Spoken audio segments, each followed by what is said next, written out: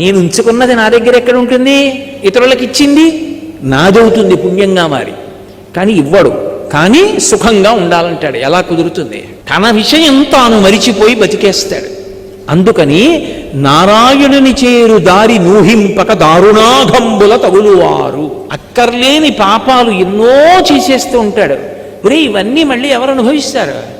దానివల్ల డబ్బు వచ్చిందని ఆ డబ్బు పుచ్చుకున్నవాడు ఎవరో వాడేం అనుభవించాడు, వాడికేం సంబంధం ఉండదు. చేసిన జీవుడెవరో వాడి ఖాతాలోనే వేస్తారు, వాడే అనుభవించాలి. మళ్ళీ ఎంత కష్టం!